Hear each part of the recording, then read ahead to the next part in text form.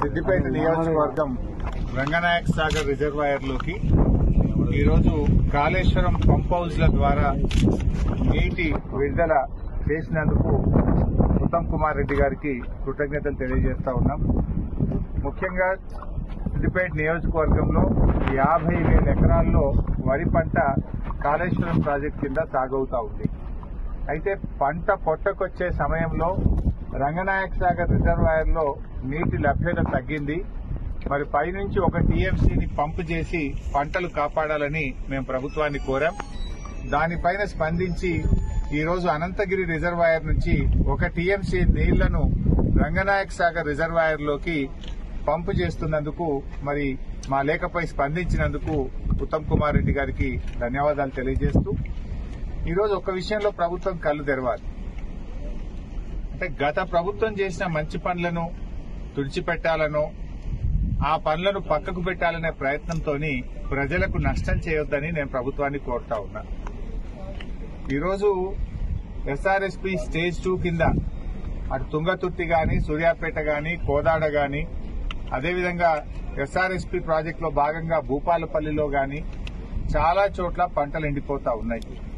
గతంలో కాళేశ్వరం ద్వారా నీళ్లు విడుదల చేసి ఎస్ఆర్ఎస్పీ నీళ్లు తగ్గినా కూడా 1 ఎకరా కూడా ఎండకుండా బీఆర్ఎస్ ప్రభుత్వంలో 2 పంటలకు కూడా నీళ్లు ఇచ్చాం.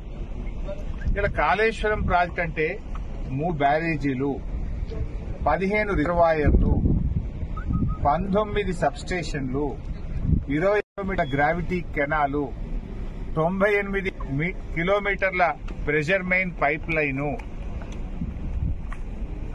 530 మీటర్ల ఎత్తు లిఫ్టు, 141 టీఎంసీల రిజర్వాయర్ల సామర్థ్యం. ఇదంతా కాళేశ్వరం. వీటన్నిటి సమాహారం కాళేశ్వరం ప్రాజెక్టు.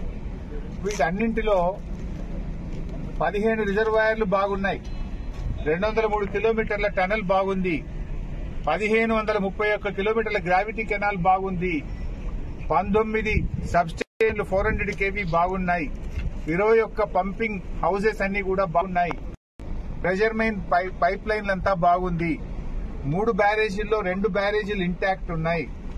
ఆ ఒక్క మేడిగడ్డ బ్యారేజీలో 7 బ్లాకులు ఉంటాయి. 7 బ్లాకుల్లో 1 బ్లాకులో 1 పిల్లర్ మాత్రమే కుంగింది. దీనికి మొత్తం కాళేశ్వరం కొట్టుకుపోయిందని, మునిగిపోయిందని గోరంతలు కొండంతలు చేసి దుష్ప్రచారం చేసి బీఆర్ఎస్ మీద బురద జల్లి రాజకీయంగా లబ్ధి పొందినారు. సరే, అధికారంలోకి వచ్చింది. కనీసం మీకు ఇంకా బీఆర్ఎస్ మీద బురద జల్లాలని ఆ కుంగిన పిల్లర్ను మరమ్మతు చేయకుండా మీ ప్రభుత్వం వచ్చి 15 నెలలు, ఈ 15 నెలల సమయం సరిపోదా?